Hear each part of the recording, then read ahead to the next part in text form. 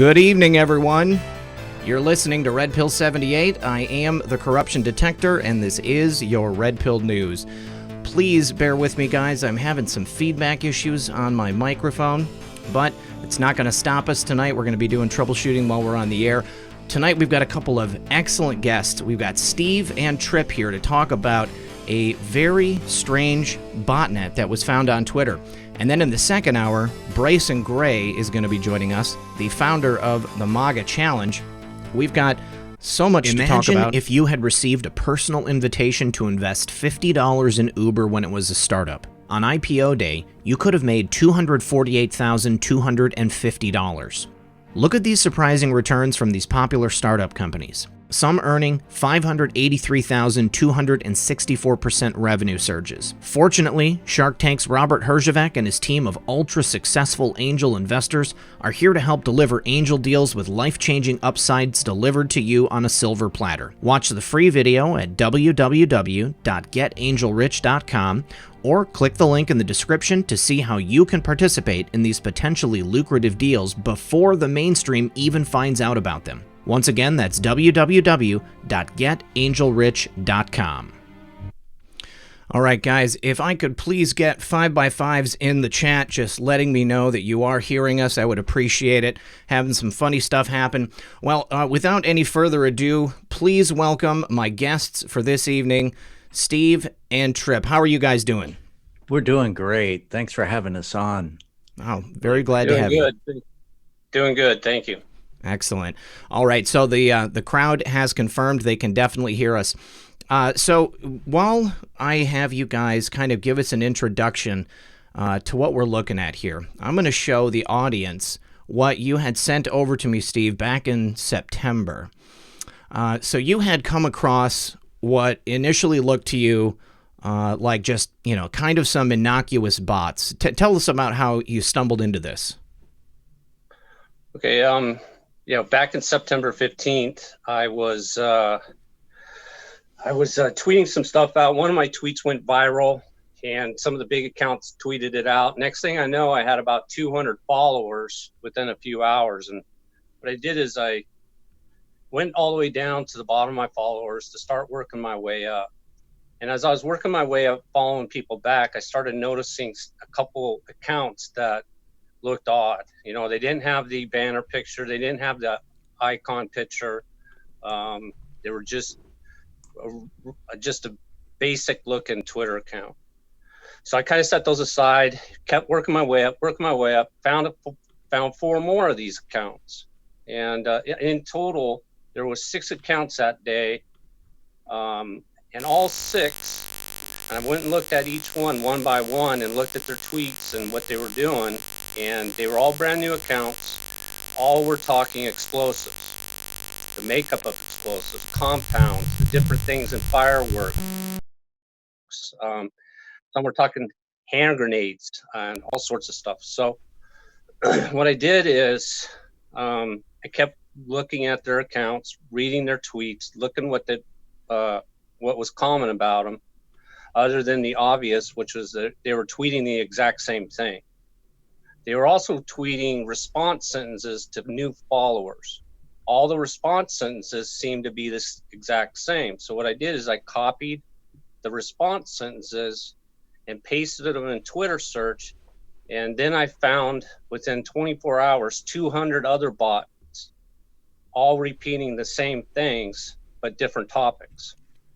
Some were talking nerve agents, some were talking sarin, some were talking mass attacks, some were talking swords and knives and gut hooks, and it just went on and on. Terroristic type topics, ISIS, jihad, white supremacy, just a litany of stuff. And within the first 24 hours, 36 hours, I started a thread, listed, close to 200 accounts, and went on Patriot Soapbox and talked about it with Pamphlet. Now, that common thread, you said they all were kind of built around the same time. They all were kind of bare bones profiles, but they all had that thread of violence running through them, didn't they? Like, it seemed to be about like weapons and doing harm and stuff like that. Yeah, all the articles and everything they were listing was, in my mind, terroristic-like behavior topics. My worry is that I noticed that they were following Patriot accounts.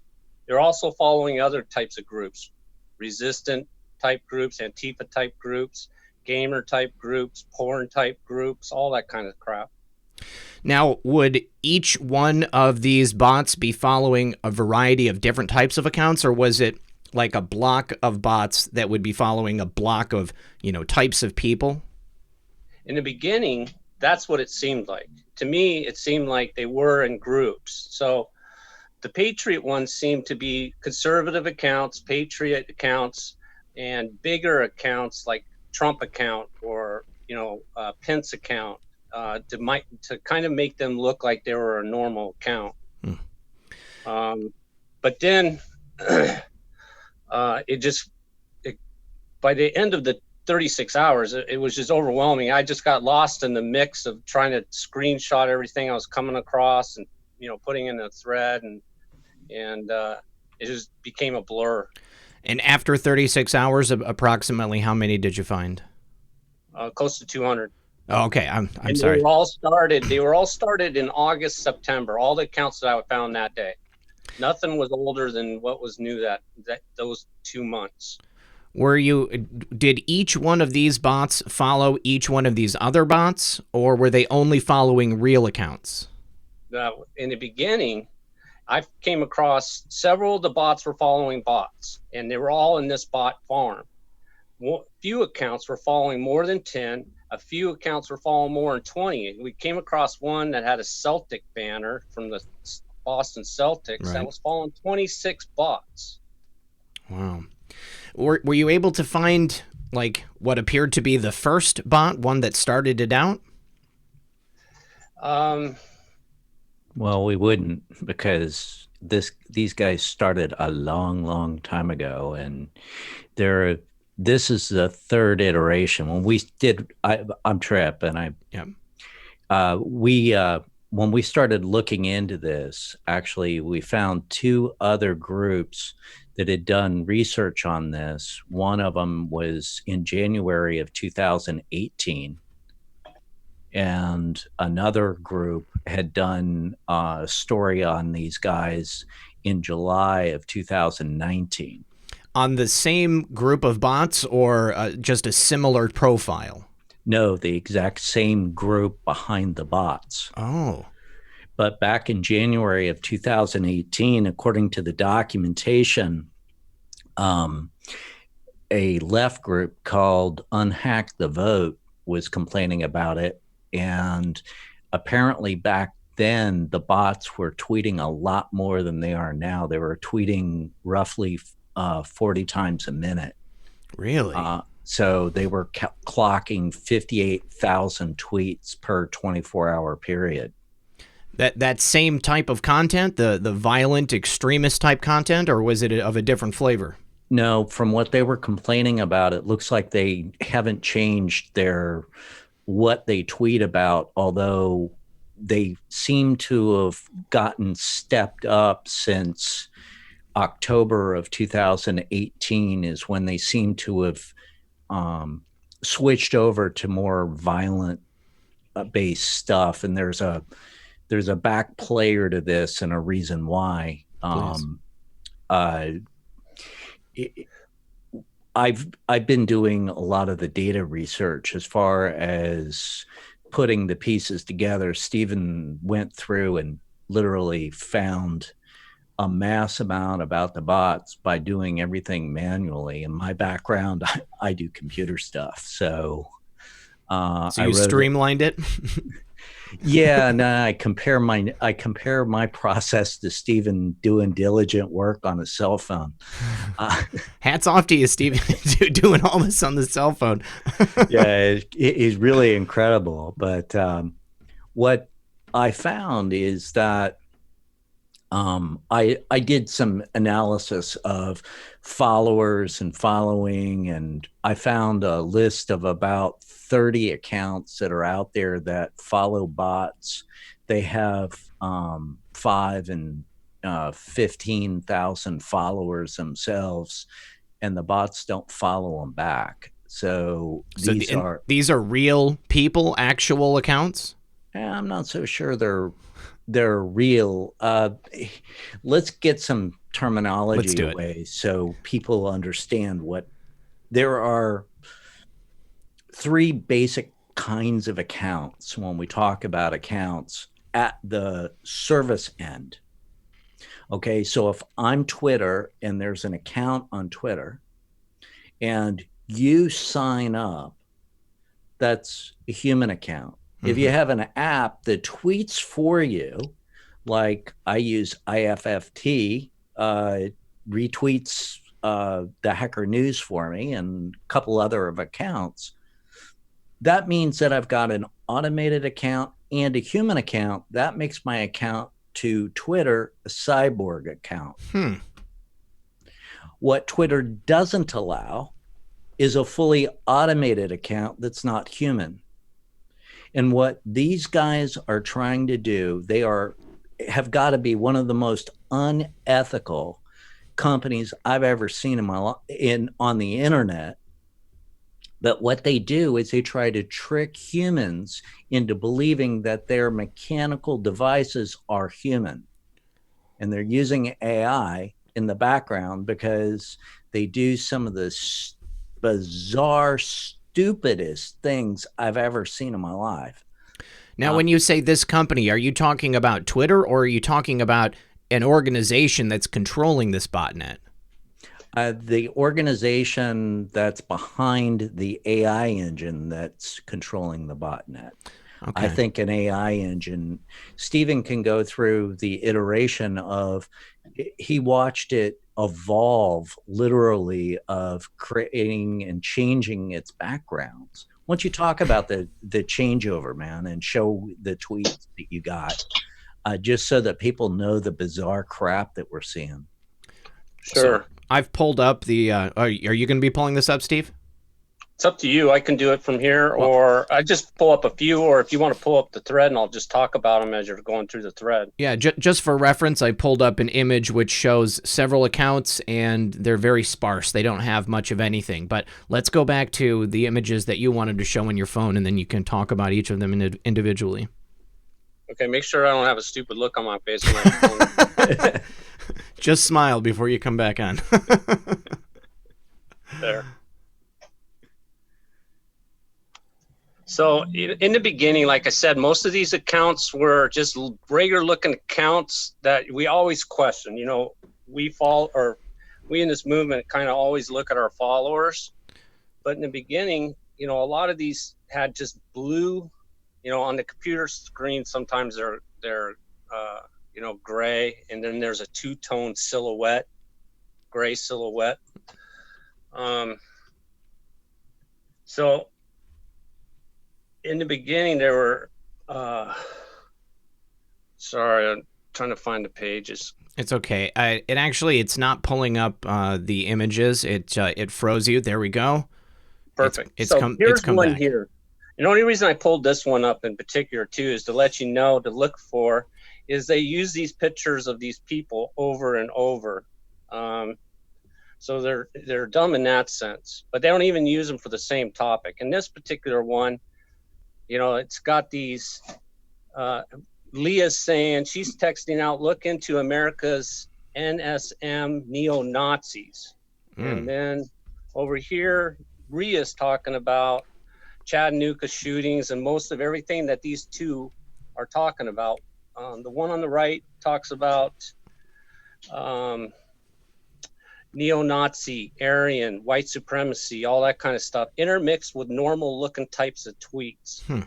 And then the one on the left's talking about mass killings, all the different types of shootings and mass shooting killers and all that kind of stuff.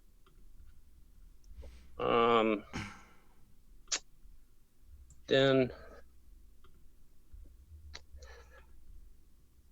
this particular one, so you got you got normal looking people with normal looking banners, but look at what this girl, who's a coffee nerd, social media maven, TV guru, talks about priming compounds and primers introduction to ballistics. Yeah, that's a little out of character. Very out of character. I wouldn't want to meet her in a dark alley and talk coffee. Then I'm just going to pull up one more. The only reason I'm going to pull this one up, I'm not going to go through all these. Well, I'm going to pull two up. This one was targeting Antifa resistant type people, and it's talking explosives. And then this next one is another side by side. And the reason I'm pulling this up is to show you, and Tripp and I will talk about this, is about 4 weeks ago, all of a sudden in one day, every bot and every bot farm and every DNS blocked us overnight.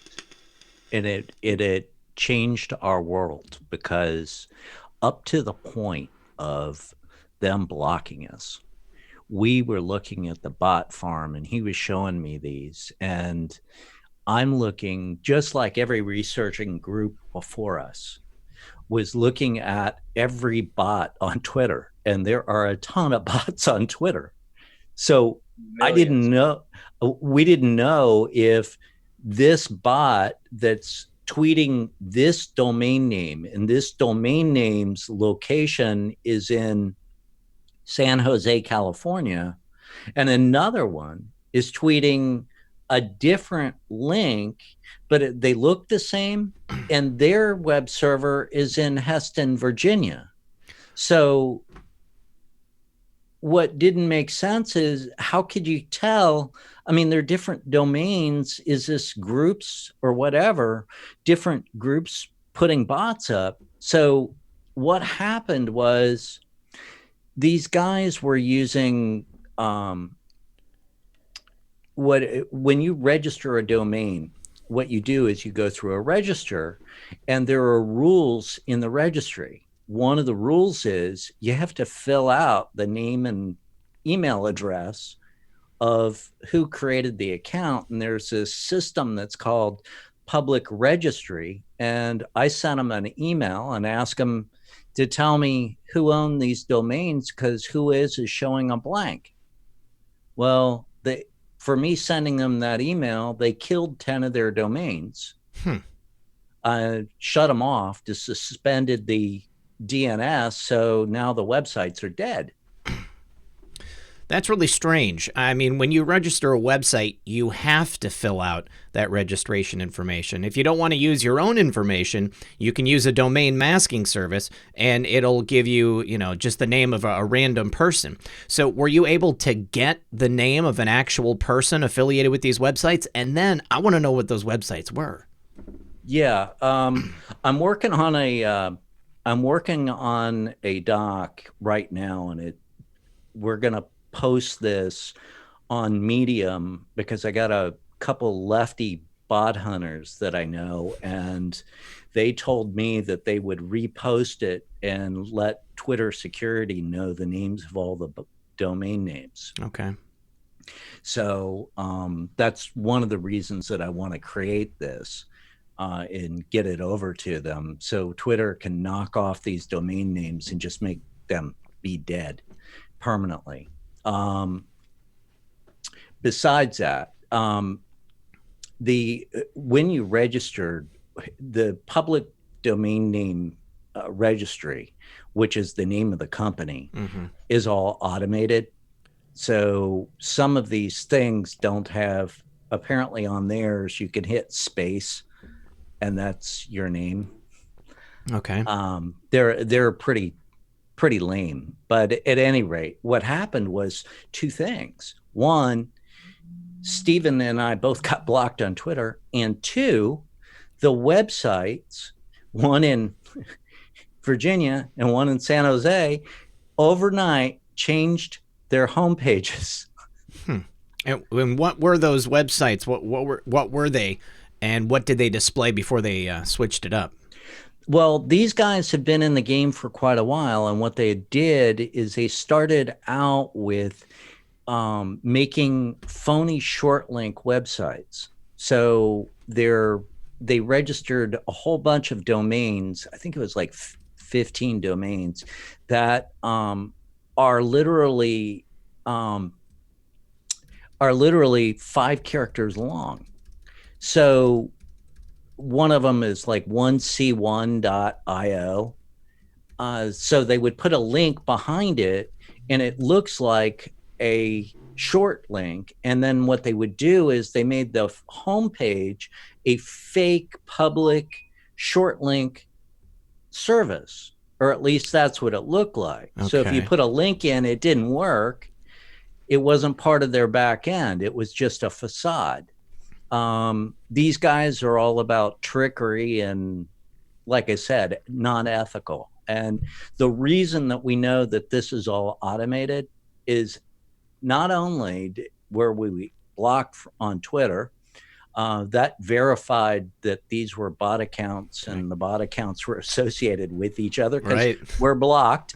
And I came across one today that has been riding Trump trains, and I asked Steven to tell me if he was blocked from the account, because I think it's part of the same botnet, but it's not tweeting anything.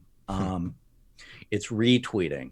But at any rate, I lost my place. Yeah, keep going if you got it. So at any rate, the bots themselves, also, the reason that we know this is automated now, and it proved it, is even today, which it's been just about 30 days since those websites went down, even today, one of the bots that's old that still has Steven and I blocked, they stopped blocking us after a while. Really? One of the ones that still had us blocked was still tweeting the links going to a web server that's no longer there. And just to be clear, you said that these websites were fake domain shortening websites, so like an alternative to like Bitly or something like that, only it didn't work? Yeah, it didn't work. So weird. And there was another researcher that I actually reached out to that had run into this and done research back in July, and had about half to 3/4 of the domain names that we knew about on his stuff. He had a Pastebin account, and one of our researchers found it on Pastebin. Same guy. So he's at a HackerCon in California. I'll be talking to him on Monday. He told me that he got these domains out of spam that they were sending through email. And that's what he's interested in, is they were targeting people that were in drug and alcohol rehabilitation programs. Like when targeting them, you mean like to harvest data? Like were they asking people to fill out a form or anything like that? No, most of the bots that you see on Twitter are trying to sell something. These guys aren't trying to sell anything. That's the weird part. What they're doing is there are two things. One, a group called Recorded Future in July did a analysis of the same group because they were trying to influence, or sending tweets up to influence, the French election and the German elections in 2019. Later, after they did their report, they claimed that the bots completely quit and they won. The guys in 2018 said the same thing, that we reported the 100 bots and they quit and gave up. They've got 178 that I counted today, bots that are on Twitter that I know about, but they've taken an evil turn and forced me to rewrite my code. So now I'm stripping apart every tweet on Twitter that's got Bitly, and then unmasking it and see if it matches the 100. These guys have 169 domain names registered. And what are those all the same like category of domains, or is it a variety of different fake sites? No, it's all the same fake site. It's all the same. And it, again, is that the fake domain shortening service? Yeah. And well, the newer versions of it, because after they blocked us and they changed their homepage, the current homepage says something special or something like that is coming soon. They also have a couple Apache servers that are on what are called I call them parking sites. When you buy a registration from like GoDaddy or cheap domains or whatever, what they'll give you for $2 a month is a place that has no real storage space and 1,000 other people using the same IP address. Shared hosting server. Yeah, and they have 4 servers that I can't figure out what they do on those type of IP addresses, one of which they just registered this last month. So they registered a domain name and put it on that. The only thing I can tell you is that if you hit it with port 80, it gives back CGI bin for Apache. But I don't know what those machines do. What would they be gaining from having people directed to a fake domain shortening service? I mean, have you guys figured that out? Has anything presented itself? Any theories that might suggest why they're doing this? Well, yeah. Okay. It got down. Let's go down the rabbit hole. Okay, let's do it. So Stephen and I started looking at the domains and stuff. And I looked at the domain names and I got lucky, I thought, and I came up with this name, Peter Oram. And he's at 232 Guadalupe Street in Santa Fe, New Mexico. I think I got a picture of that. Okay. I'll just replace my picture. There it is. Oh. It's a UPS store. Inside the UPS store, it has mailboxes that you can rent, and they also have. Stephen had somebody actually go in and talk to them. Why don't you talk about it, Stephen? Yeah, tell us about that. At this UPS store, there's 100 boxes or so on the outside that you have a key to, and then behind the counter, they have a front counter person that can go to some 500 boxes in the back. So all in all, several companies are registered with this address in New Mexico, in Santa Fe. What's weird about it is some of the other names that popped up at this address. And I'm not going to go into all those names, but they're, spooky kind of names. You mean names we might recognize if you said them out loud? Okay. All right.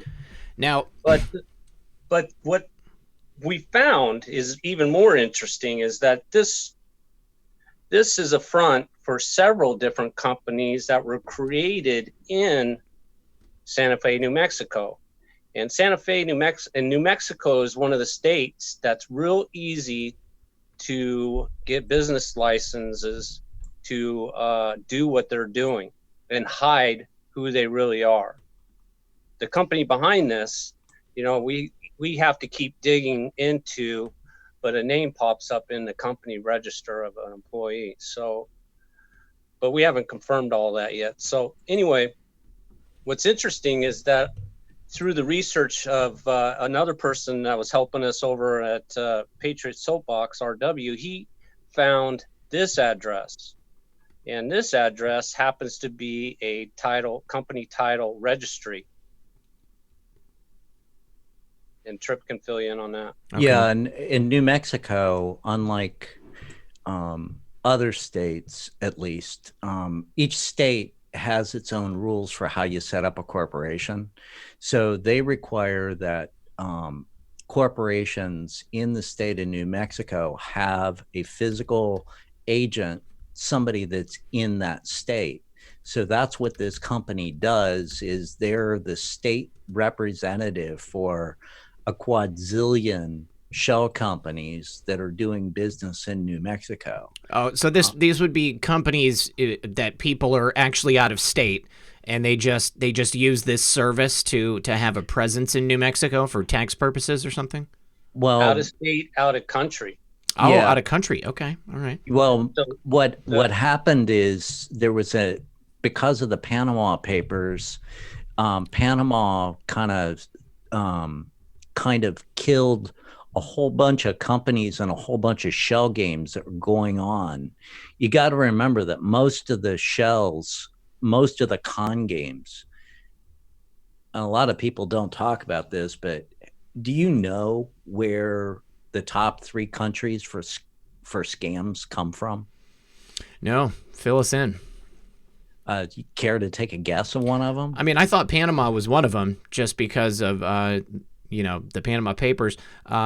Isn't like someplace in the Virgin Islands, like Cayman Islands, maybe? Actually, the top 3 are the U.S., the U.K., and Nigeria. The U.S., the U.K., and Nigeria. In that order.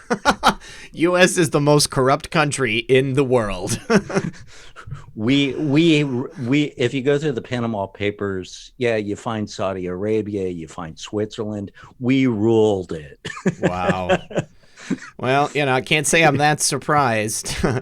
They used to use Delaware. Apparently, New Mexico is now the gold rush for bad info. I've definitely heard Delaware quite a bit because it's my understanding there's no state sales tax or state business tax there.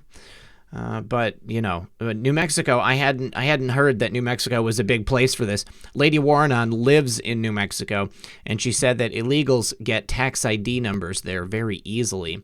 So maybe this would be something that could tie into people who are living in New Mexico and don't want to be found because they're illegal. Now, I would assume that you would find hundreds of people with an address here at that UPS shop and then also at the title company. So I guess the big question is, did you find connections between the people who had titles and businesses there through that title place and through people who were at the UPS store, outside of the connection that they both held mailboxes or a license in the state of New Mexico through that business? Well, we have, but we haven't verified the full connect yet. We have a very strong suspicion. Well, tell them about that senator who was at that. Oh, she's running.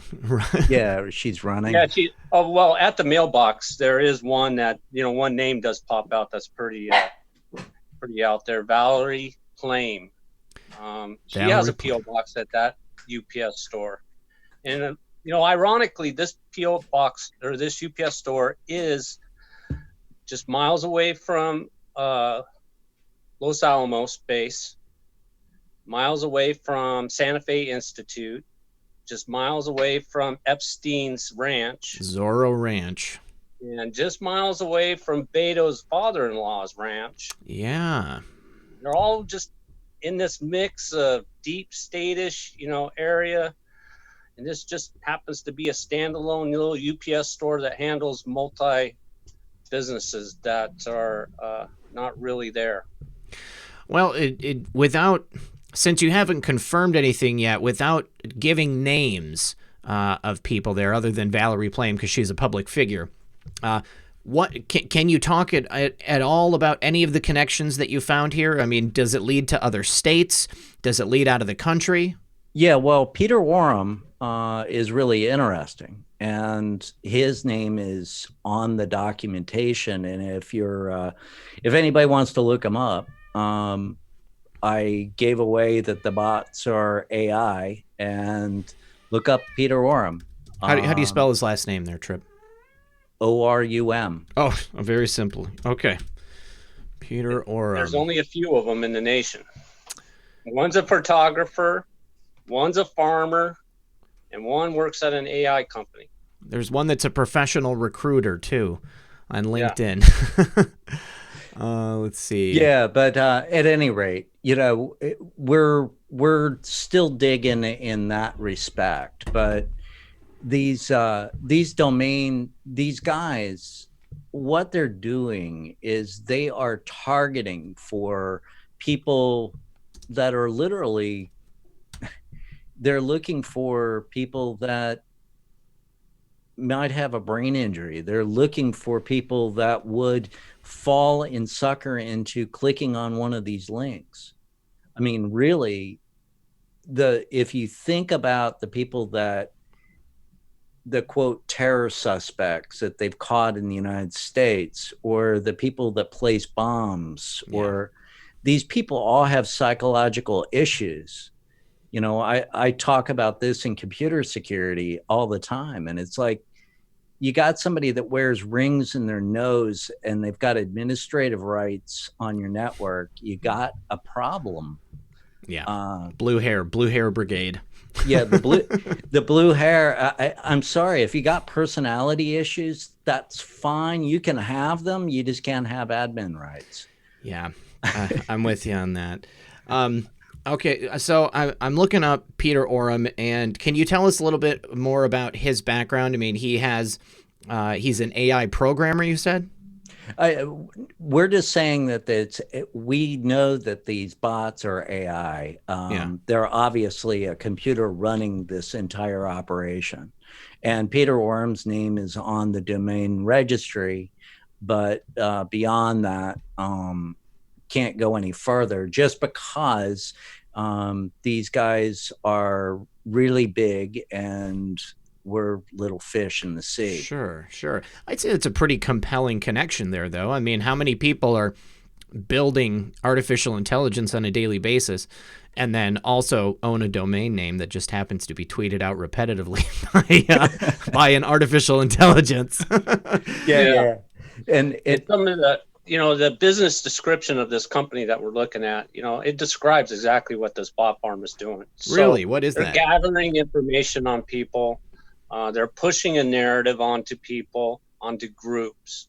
And one thing that the deep state is known for is they play both sides of the street. Oh, yes. In this bot farm, they are not just playing on conservatives and patriots. They are playing on Antifa. They are playing on the resistant. They are playing on the Democrat Party. They are playing on gamers and all the different types of groups out there. They're not just going after conservatives. And by the way, impressionable, at-risk people.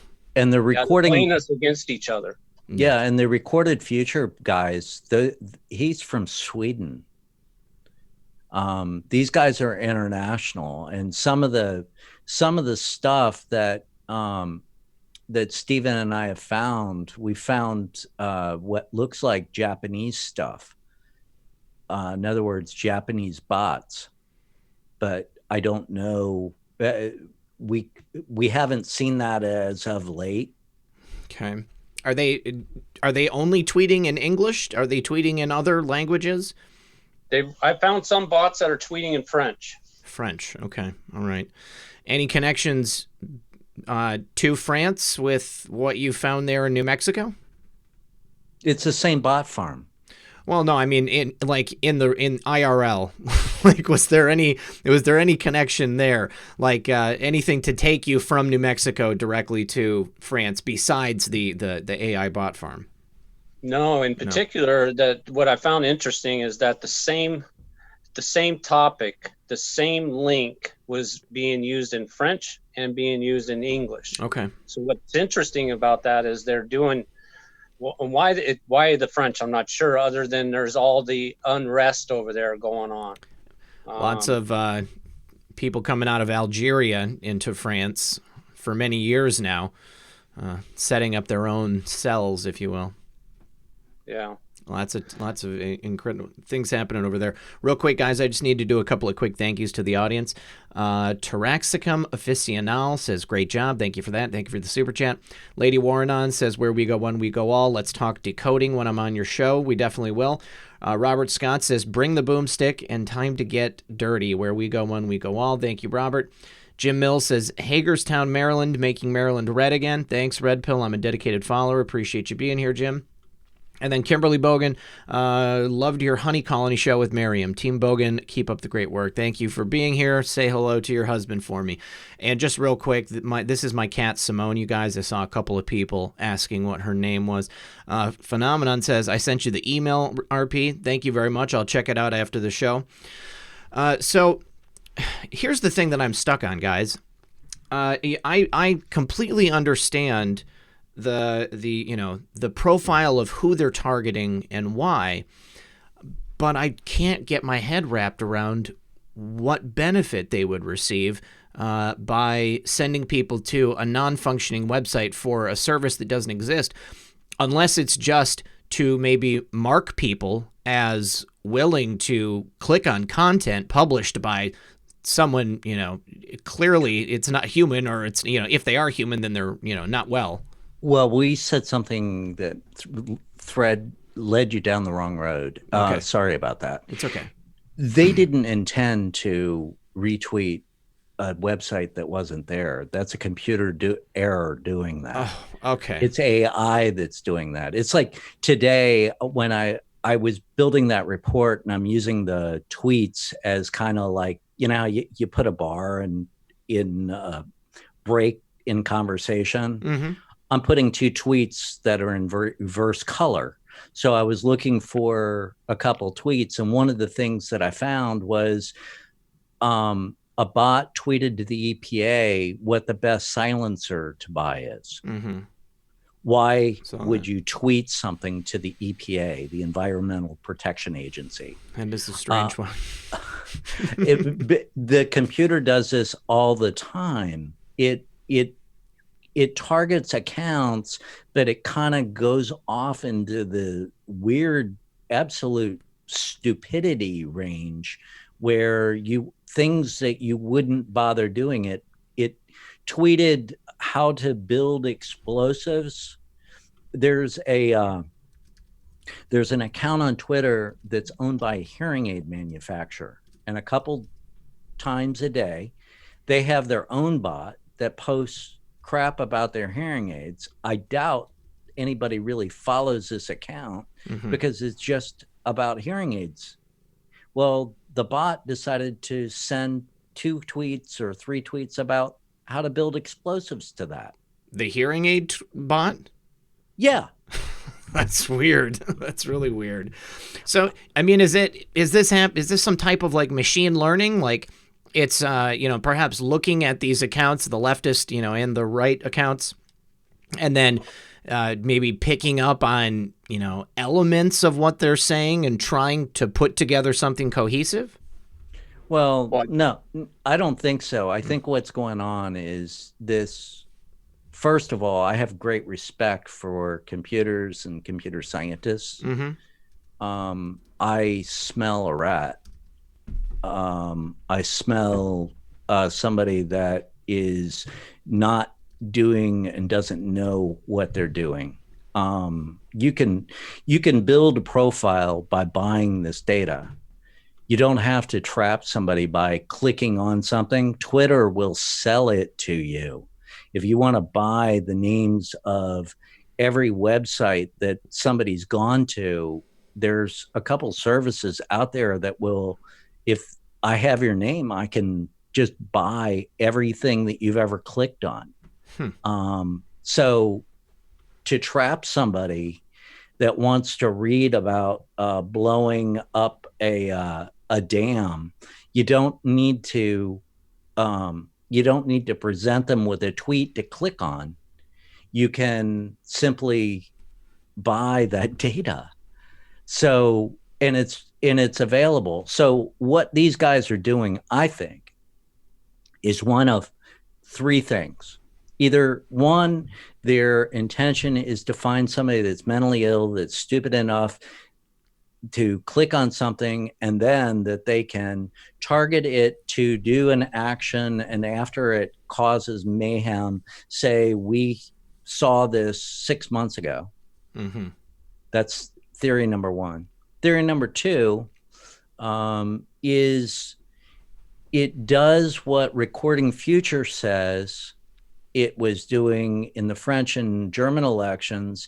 It builds up a whole bunch of accounts and then makes a fake tragedy. Like, if you could imagine shooting a picture of an Indian village and say that everybody died because ADM had a plant explode in India and it killed 900,000 people, and you put that out at 4 o'clock in the morning, the news cycle would correct it by noon, but the stock market would have already gone down and come back up. You could get it in both directions. The other possibility, and this is more likely, is that right now the NSA, you may have realized what the NSA has because of Edward Snowden talking on Twitter and other services, but the NSA has a trove of information, and only NSA contractors are in that data. The FBI can't use that data. They have to ask for a FISA warrant, just like what we're going through with Russiagate. So there's a bunch of companies that are bidding to and trying to get into the NSA data to be the precursor or the Fahrenheit 451 group for the police, and say, you are the one that looked up things that were naughty, and you're the one that needs to prove that you didn't do it. Yeah, the pre-crime. I can see that. So that's where I think one of those three scenarios is where this company is leading. Just need to say thank you to Camille. Appreciate that. EO2 Dave says it sounds like fishing to me. Appreciate that, Dave, and thank you very much, Don Yarley. What else were you able to dig up, Stephen? Since the beginning, they've changed tactics like 5 different times. Each time we've adjusted to it, but something's happening recently, and we're trying to adjust to that, and we'll figure it out. I just want to say that, real quick before you continue with that, are they changing their tactics in reaction to your pursuing them, or do you think it's some other type of evolution? No, I believe it's in part due to what we find. All right. Okay. I'm sorry to interrupt. Please continue. Especially when they blocked both of us. I mean, it made it so obvious that they're aware of everything that we're doing. Thank you for proving our hypothesis. So after that, we've done some episodes on Patriot Soapbox, and we've talked about what we find. Well, they've adjusted to what we find, and I'm sure after this show they'll adjust again. But someone's watching us. They're monitoring my thread. They're monitoring Trip. Trip has nothing to do with my threads. Never even tweeted my thread. Trip's kind of been in the background on this, but they blocked him too. So. Were you guys following each other on Twitter? Yeah. No, not until we connected after. I started the thread, and then one of his friends hooked us up because Trip, has a side thing for bots.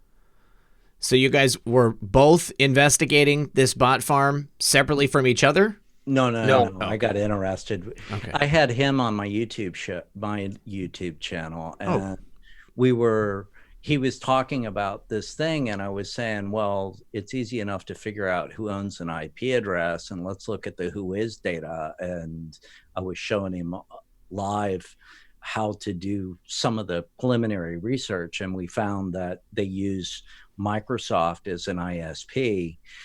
It turns out that they use only Microsoft as an ISP, and they're using the data centers in 5 cities.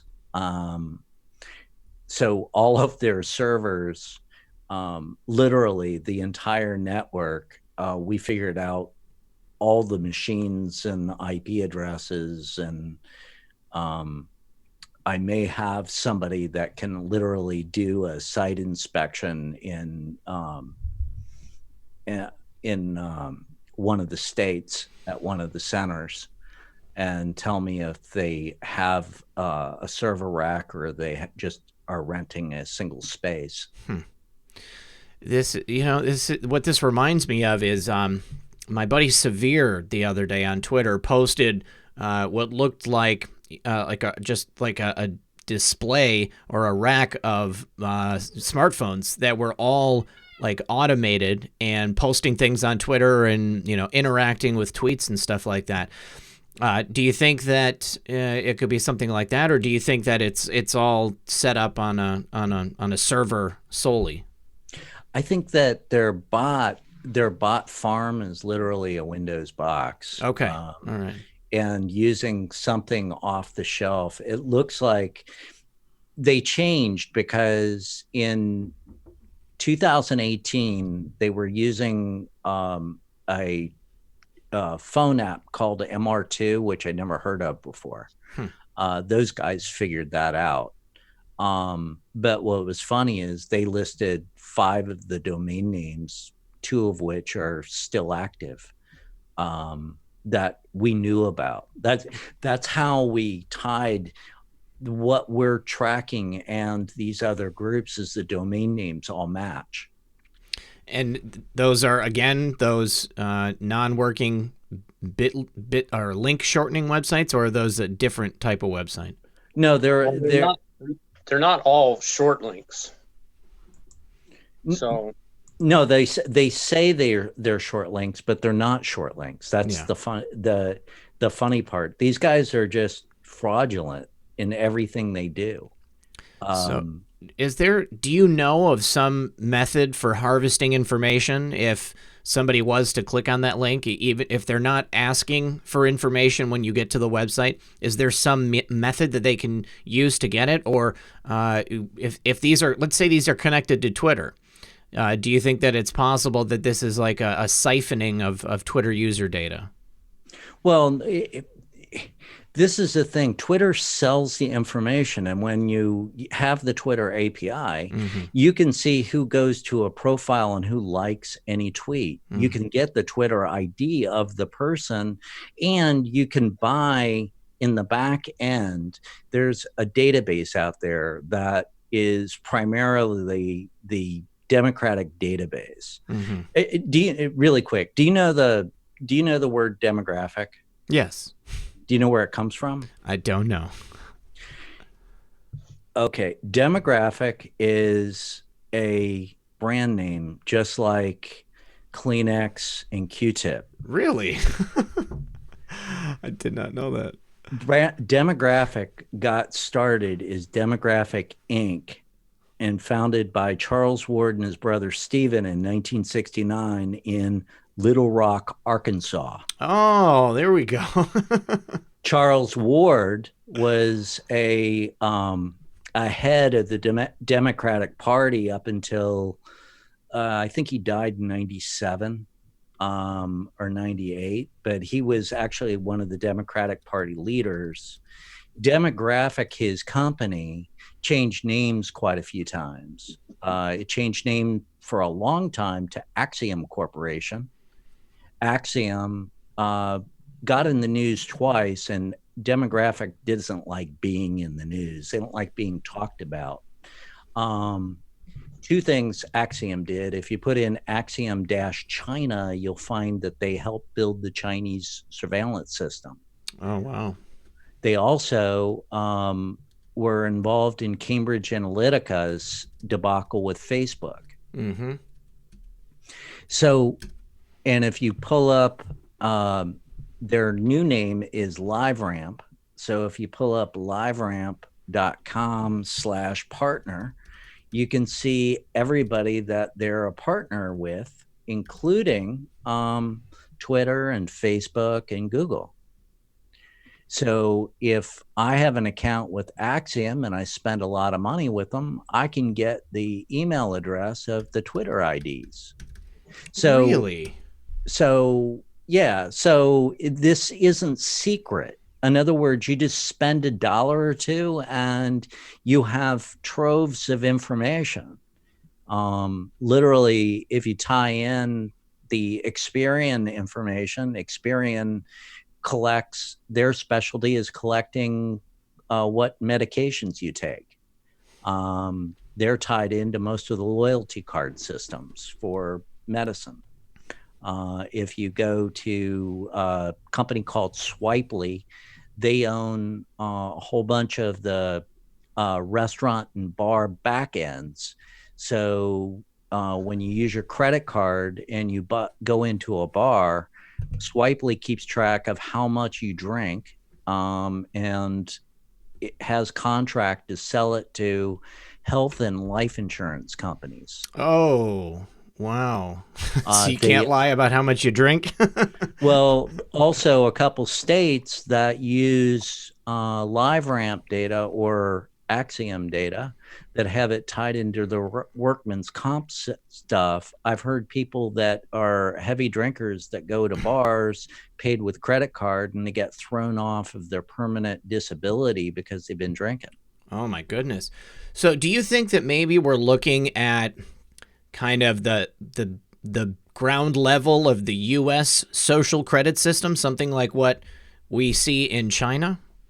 Well, Facebook is going to continue that. But these guys in this bot network, this is what doesn't make sense. And I've talked to Stephen about this a lot. And that is, you don't have to trick people to click on a link to gather what I know what they say they're doing, but it doesn't make sense because you can just buy that. And they're a $1 million company. So I think what they're doing is really one of those three things. Either they're trying to propel somebody to create an act, they're doing stock manipulation, or they're just simply trying to get justification to be the forecaster with the troves of data the government has. Well, and you know, even though they have billions of dollars, why pay for that which you can get for free? This could also be plausible deniability for the harvesting of this information. You know, like, oh, it's not us. You know, we didn't sell your data, although we let it go out the back door. You know, something like that. Oh no, there's if you go to liveramp.com/partners, yes, they sell your data. Everybody does. I see it.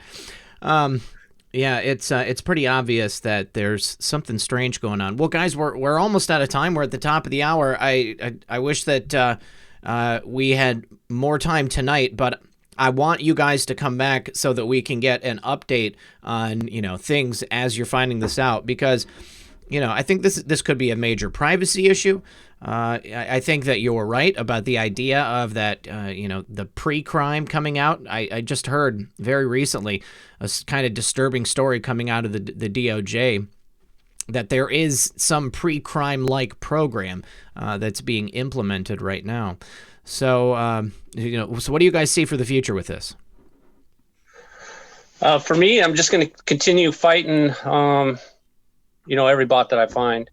The end game is for us to take this to a bigger source of that can handle taking this into the legal realm of this, because this should be illegal as hell what they're doing, and it's not. You know, there's actually not a law that says you can't have a bot on Twitter, but there is a law that prohibits you pretending to be someone else. And some of these bots are actual people's names. Some of these bots actually have a company's logo on it. Remember the science teacher? Yeah, and actually we found one of the bots had a picture image used, and the image used was the exact human used image on a regular account, science teacher. So we're going to look into more of a legal thing. Our first instinct was to notify all the agencies.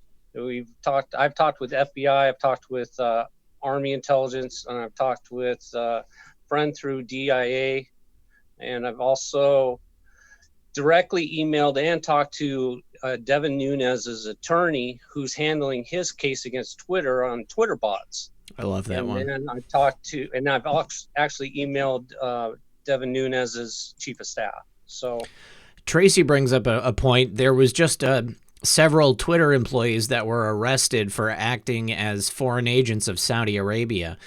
Perhaps this could be something that was set up by somebody, working at Twitter, but, not able to get the data through any legal means, and they're siphoning it off. Exactly. Yeah. I agree. Yeah. So, Trip, tell us about your show, man, so people can check it out. Yeah, sure. I've been putting it on hold recently, working with Steven. It's important work.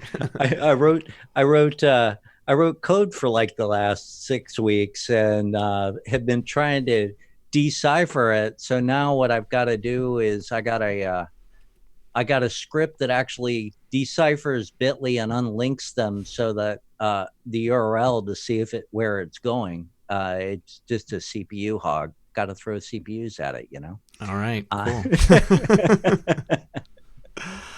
But yeah, I do the Cyber Fringe, and I talk about security issues, stuff that a lot of people don't talk about. Like, don't ever talk in front of these things. Don't say anything on them. You can literally SIM-jacker means that I can send you a text and I control your phone. Oh, wow. That's scary. Doesn't matter if it's an iPhone or an Android. 70% of all SIM chips have that flaw built into them. Wonder if that's on purpose.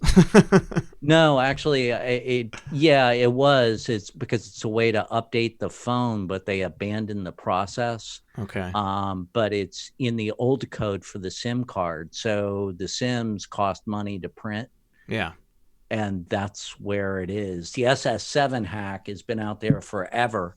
And what that is in the back end of all cell phone networks, you can literally listen to a call. All you got to do is have its number, read its text messages, install apps. All right. Well, how do people find you? What are they searching for on YouTube? Trip, TRIPELIX.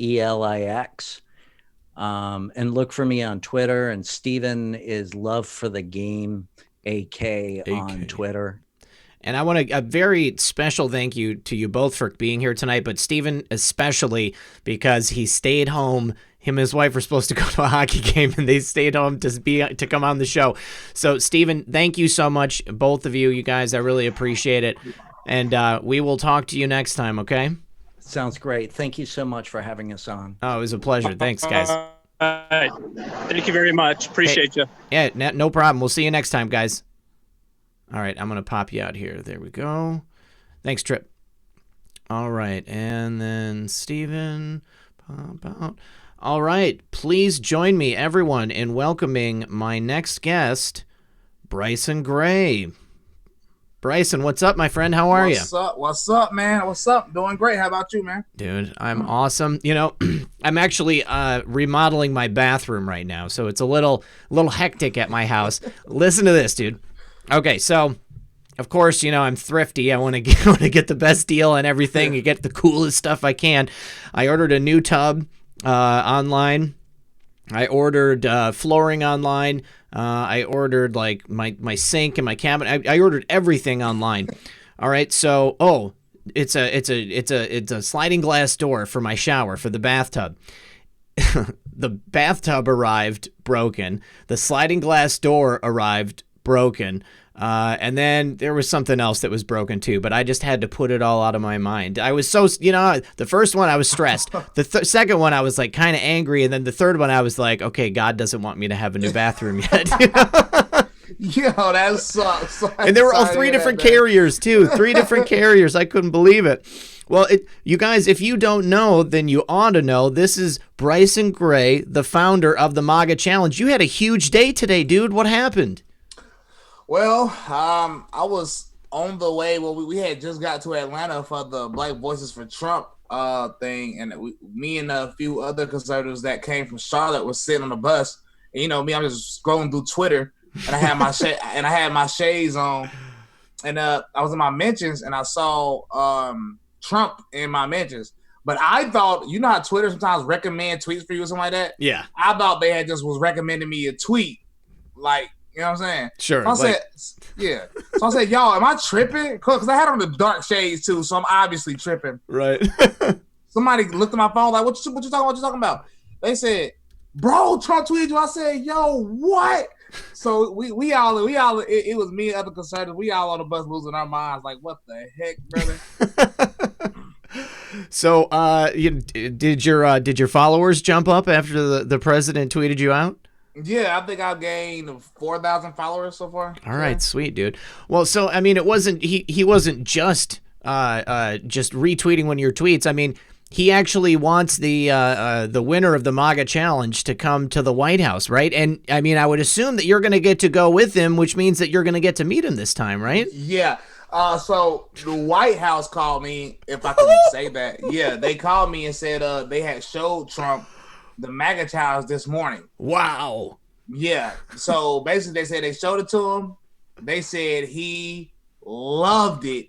And he instantly tweeted it out, and he tweeted out the challenge. And they said, I think they said they want me to be involved with the process of helping to pick the winner. Also, that's so cool, dude. Man, congratulations! This is awesome.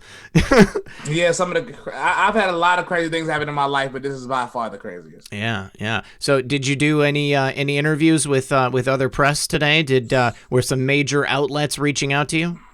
I did a few interviews, and then I think BuzzFeed said they wanted to do an interview with me about the MAGA Challenge, but we ended up missing each other. Earlier today. Well, it's probably good. I was gonna say, anyway. You lucked out there.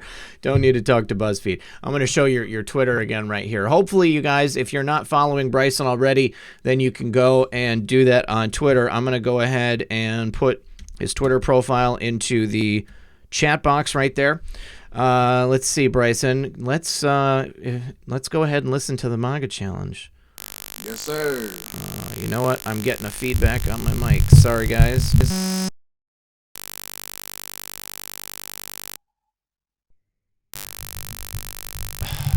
don't know what's going on. I might. All right, it's good now. It's good. I don't know what's happening tonight. I'm getting some strange feedback, you guys. So hey, Christine in Texas wants to know what your dad thinks of the MAGA Challenge now that President Trump put you on blast. Well, I called him, and it was mainly positive feedback, which is outside of the norm. Yeah. But I mentioned that it's time for him to get his MAGA hat. And he did say he had to get off the phone with me before he threw up. So, oh man. Well, Bryson, what do you think about taking some calls from the audience? Let's do it, man. Let's do it. Maybe we can get some live MAGA challenges on the air with you guys. What I'm going to do, guys, I have to, before I put the link out there, we got to tell some directions. Okay. So what I'm going to do is give you guys a link. If you have a smartphone or a computer, it will direct you to download the Zoom application, and then you can join us on the call. Now, I will also put out phone numbers with a meeting code. If you call into the show from your telephone, it will show your phone number on the screen. If you don't care about that, then that's up to you. But if you don't want people to know your phone number, or you don't want to be doxxed or something like that, you can always dial *67 before you dial in, and then it will show up as unlisted. So let me get this out here to the audience, and we'll talk about the MAGA Challenge. First of all, you guys, I'm going to put the link if you want to dial in with your phone or your smartphone, or your computer. And then I'm going to put the phone numbers in. So there will be a Zoom meeting. We'll get rid of this. Here we go. Here's the meeting ID. And then there is the phone number.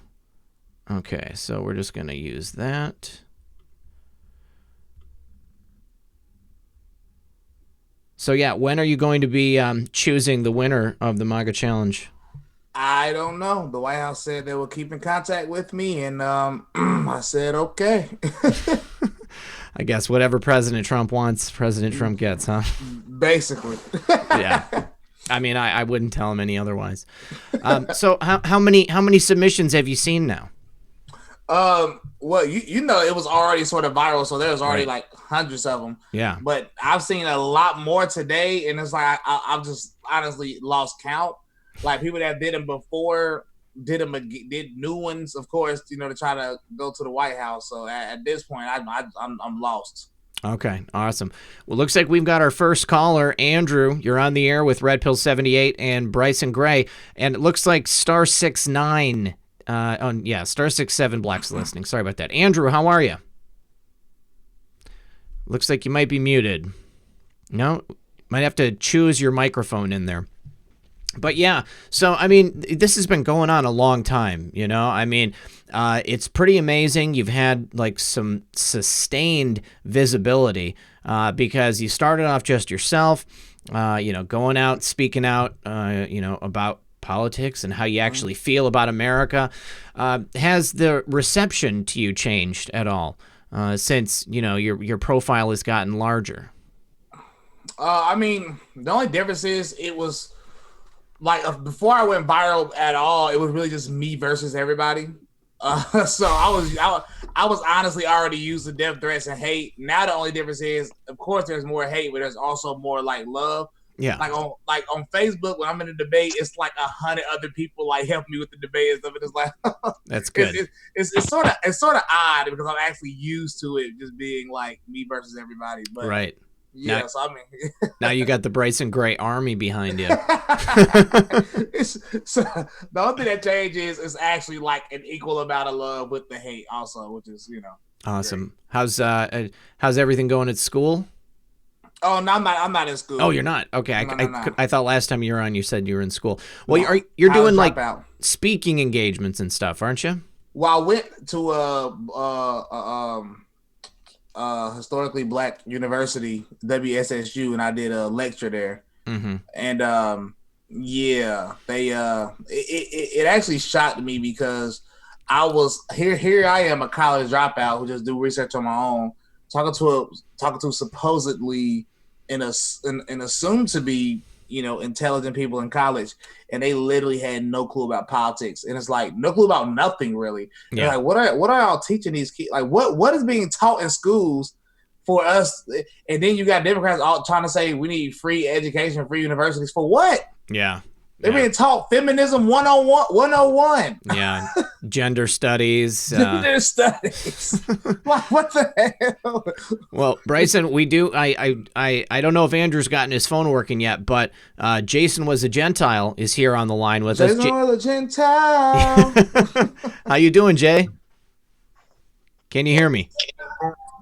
I can. Jason Was a Gentile. All right, Bryson so hey, Gray's biggest fan. we do have somebody in the audience asking what is the MAGA challenge, and that was my fault, guys. I just assumed everybody knew because we've had Bryson on the show before. But Bryson, why don't you explain the MAGA challenge for us? Well, the MAGA challenge stems from a song I have called MAGA Boy, and I basically released me doing a video to it, and Angela Stanton King also did a rap to it, and then after that, that's what bred the MAGA challenge, and it's basically people rapping pro-Trump lyrics, and it's for everybody. Even if you don't know how to rap, it's like have fun. Like who cares? People gonna talk junk about Trump supporters anyway, so we might as well laugh and have fun while supporting the president, while the left spew hatred continuously. So. Absolutely. I mean, the great thing about this, and this is the same thing that I said to Jason all the time, I mean, you guys are hitting a demographic, people that like popular music. You know, and that's a lot of the country. It's a lot of people. And sorry, guys, I saw that we had a camera malfunction earlier, but now we're on the correct screen. But, you know, I mean, you don't often get, you know, good, really solid music, you know, that's, you know, it's about something political in this nature. You know, I mean, the left is out there stacking the deck with pop music on their side from, you know, a variety of different things, you know, and here we have both you guys, you know, just some incredible artists putting out stuff that's, you know, really creative, and it is really good to listen to. Yeah, so that's the goal, really. I mean, the goal, like I think I said this on the show last time, and like to be blatantly honest, a lot of the political music I heard is honestly just trash. I mean, you know, absolutely trash. It has a good message to it, so I'm not gonna, you know, deny the message. But I mean, let's be honest, I'm not bumping that in my car. So I wanted to make music. I wanted to make political music that I would bump in my car. There you go. So. There you go. You guys, let's see if Phenomenon is ready to jump in on the conversation. Are you there, bud? I am. Can you hear me? I can hear you now. Yes. Okay. I would love to have. First of all, I did send you an email. There was something I've been wanting to talk to you about. Yep. Thank you. Hopefully that came through. I would love to have maybe just a little background on this gentleman. I follow everything. I'm like all over the place. I'm in 2 different news groups, and I have no idea what this. Could we get like a little something about who this gentleman is? Yeah, Bryson, give us an introduction for those of our viewers in the audience who are not familiar with the MAGA Challenge. Need background on me or the MAGA Challenge? Well, you already did the background on the MAGA Challenge. So who is Bryson Gray? My name is Bryson Gray. I am a music artist. I am 28. I am from High Point, North Carolina. I grew up in a liberal household, which is why me and my dad argue all the time. I started actually researching politics to learn something for a change when I used to be a Bernie supporter, and then I started doing research and then realized that Bernie was an old crazy man. Then I started listening to Trump and was like, well, Trump is saying things in simple, plain terms. It makes sense. I agree 100%. And then I continue researching, and now I'm here. But really, I've always been a conservative in ideology, though. Of course. You know, now, did you feel growing up, you know, in a liberal household with, you know, liberal people surrounding you, that there was anything out there for you, you know, in the guise of conservatism? Did you realize that your views deep down were actually conservative? Or not at first. At first, it was just one way. Period. I mean, this is how it is. A lot of people don't realize this, and it's obvious the GOP don't realize this, which is why they suck with their outreach. But it's a generational thing. It's not a thing like people care about politics and then we chose to be Democrats. No. It's generational. We have to be Democrats. Republicans are only for white people and rich people. Democrats are for minorities and poor people. That's the ideology that we're taught growing up. But it's not based on research. It's just based on generational passed down mentality. Absolutely. I mean, I can relate to that. I mean, that was exactly what I learned when I was growing up. Mm-hmm. I mean, we were not wealthy. I was poor. You know, walked to school both ways. And, you know, but I mean, the same thing, you know, I mean, like it was always that, you know, Republicans are racist, you know, they want to keep people down. You know, they don't care about poor people. They don't care about the working class. And then you come to find out that it was actually the Democrat Party that started the KKK, you know? The Democrat Party was the one voting against desegregation, you know, voting against the Voting Rights Act, you know, all these things. But it was cleverly hidden from us. Jason, I want to get you in on this conversation, buddy. What's going on? Well, dude, I didn't want to take any shine away from Bryson. I just wanted to call and say, you know, I'm just wanted to call in, you know, and just say, dude, I'm so happy for you. I'm so proud of you. That for a multitude of reasons, really quick, just want to say, you know, you are, you know, 28 and the Rolling Stone covered you. And just saying, like for whatever, you know, Rolling Stone covered you in your music. XXL magazine covered you in your music. Complex magazine covered you and your music. Your face is on all 3 of these national publications that are culture shapers, you know, in the hip hop community and Rolling Stone and beyond. And that's just like a major green check mark to me for you. Like just a really, it's huge, dude. And I did a rant video on YouTube right when I found that tweet, and I was like, dude, Bryson, man, you know, for some reason at this moment, you know, you had been chosen for as a series of events put you in a position here where, you know, now the president of the United States of America retweeted you. And it's like, it's bonkers, dude. And I applaud you, man. And I just am so pumped for you. And, you know, for some reason you've been chosen at this moment to be the face of MAGA music. And I say ride the wave, my man. Thank and, man. you know, and also I applaud you big time because, you know, on the last show, we kind of just dabbled on this a little bit, but one thing that I also just give you mad respect for is that you also are demonstrating that you won't be a victim of groupthink, and there's a group of people that you are not afraid to say what you think and allow a group to silence you. And I'm just so proud of you, dude, and just I'm so excited. I saw you when you had 1,000 followers. So it's just I just think it's dope. I'm so stoked for you, man. Thank you, man. Thank you. That means a lot, man. Thank you so much. Yeah, rock it out. All right, Yes, I'm sir. hanging up, Red Pill.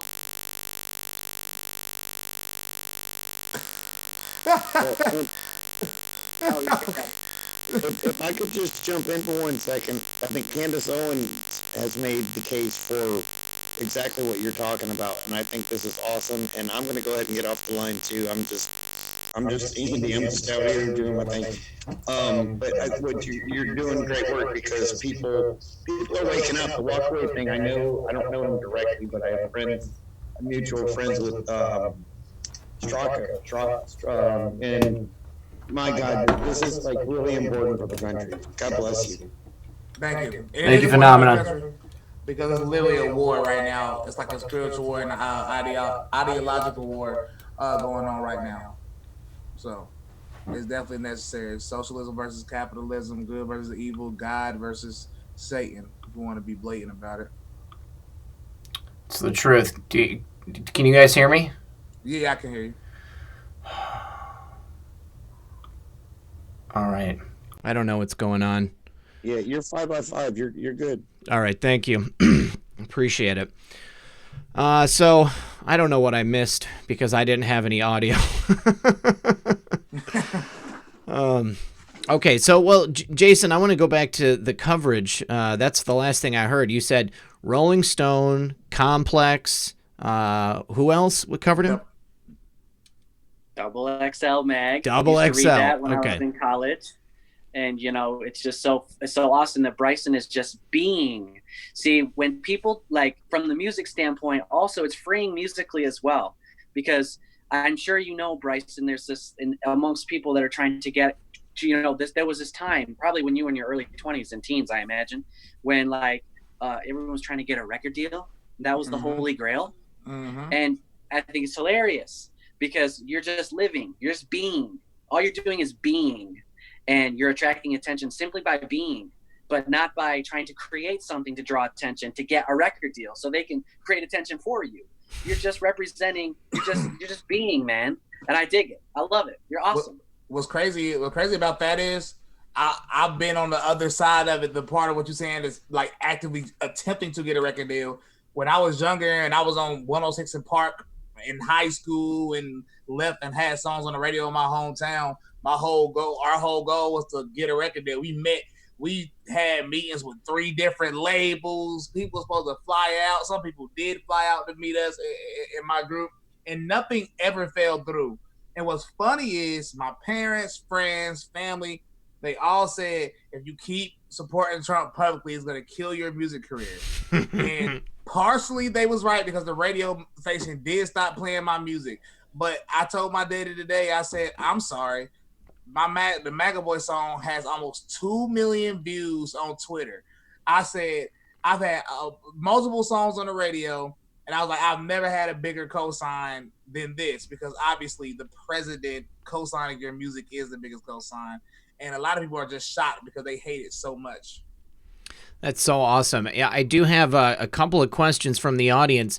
Namely, what are your thoughts on QAnon? I think we touched on this last time, but you weren't super familiar with it. Have you done any more research, or anybody sending you good stuff on Q? I mean, I know this channel, Red Pill 78. I did. I've done light research on Q, not full out.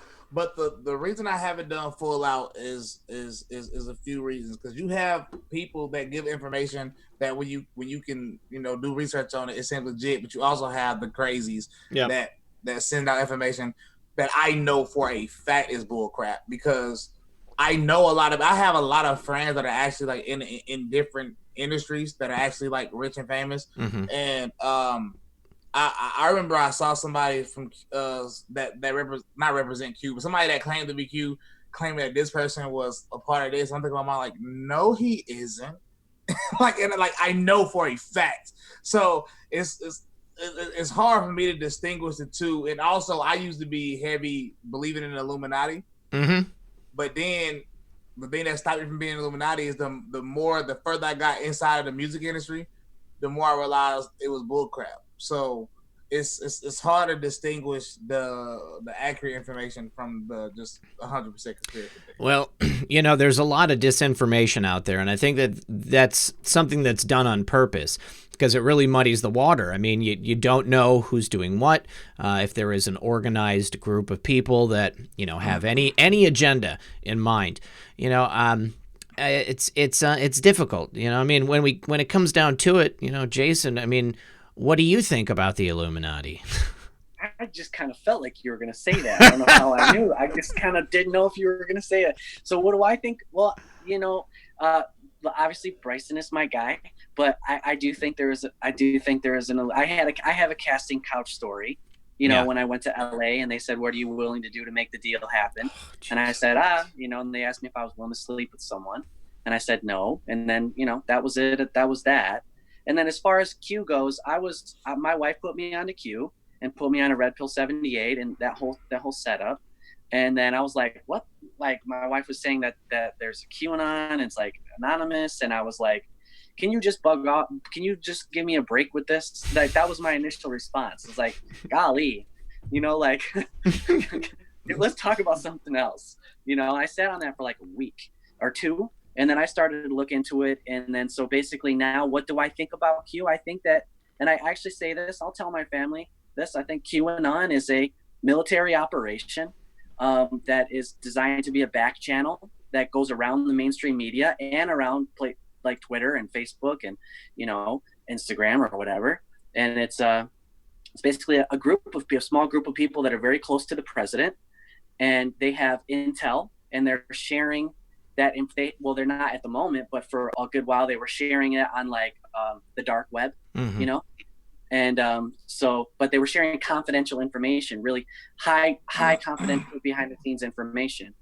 And that's what I think about Q. And then what I have to say, with regard to, I don't know that Q has come out and said, these people are guilty of specific things. I think it's been more like, inference.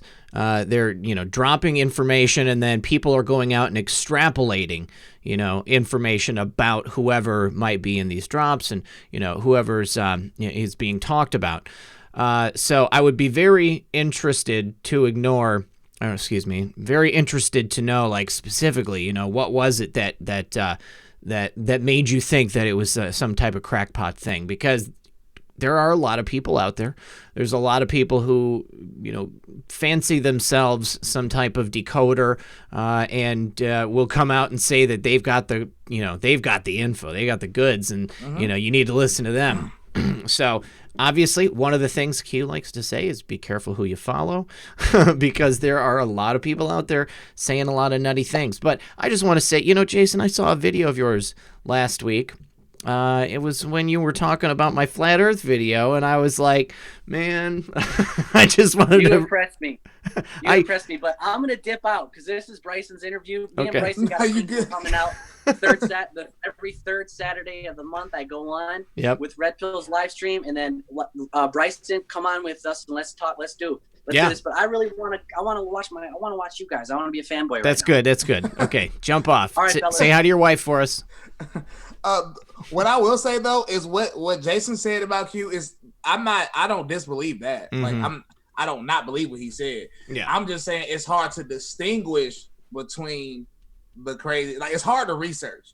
It's hard to research because when you try to research Q from a starting point now, it's time consuming.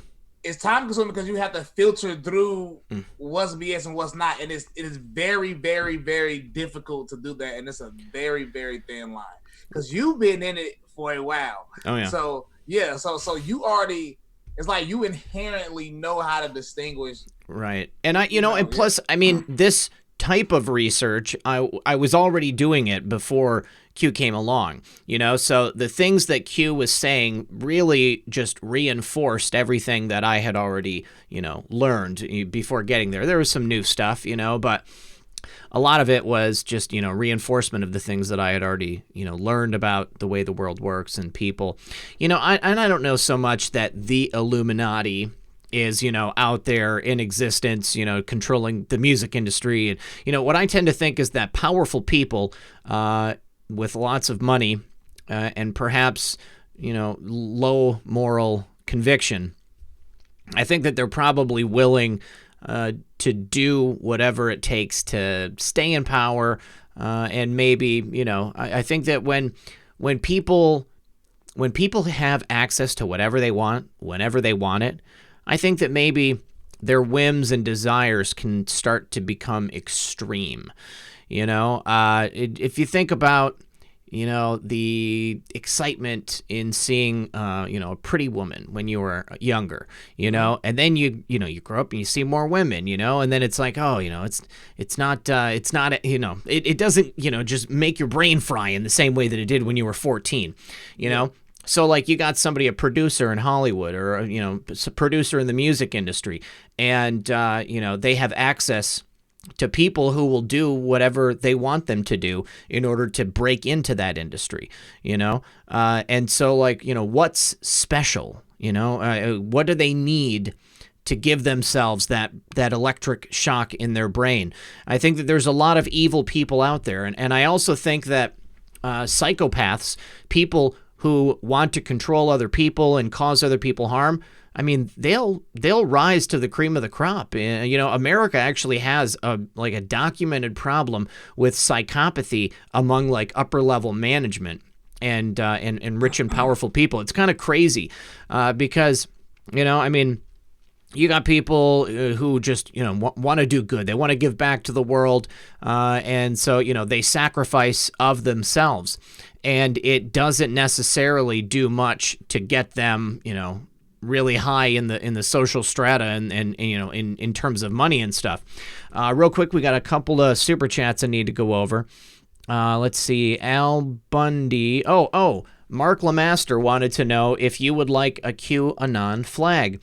And he would send it to you for free. He sent 3 to Thomas, 1 for Linda and 1 for Tiffany Fitzhenry. I'll show you the QAnon flag. Okay. Because he also sent one to me. It's the. I like that. That's actually pretty cool. It's a nice message. This is great. I have stickers that say "Where we go one, we go all." Okay, yeah, dude, it's a cute thing. Here's the thing. I'm not. I know it's a good thing. I'm not against. I'm not against this. I might think I'm against it, but if you, I have multiple monikers from music, but if you really like Google me and do like some real research on me, I've had deals. You know what I'm saying? I've had millions of streams. I've been in the industry for real. There is some stuff that goes on at industry parties and stuff that a lot of people don't know about. Yeah. There is a lot of undercover gay people there. Yep. A lot of people do coke. You know what I'm saying? These things I can confirm because I've seen it with my own 2 eyes. Mm-hmm. But I've had deals and I've never had to do anything outside of what I didn't want to do. Okay. Well, that's good, man. You were protected. And then Al Bundy says, corruption detector, love your show and your solid dedication to the revolution. The world owes you one. I just started to stir the pot with my new handle, corrupt10n, at firstfinest.im. Fearless, intelligent, and Canadian crazy. Al, thank you for being here. I think I got an email from you earlier, Al. Thank you very much for that. I just read it before the show. Jen Fair says, I would love to see Bryson and Severanon do a MAGA challenge together. Didn't you guys? Didn't Severe cut one? Yeah. He did.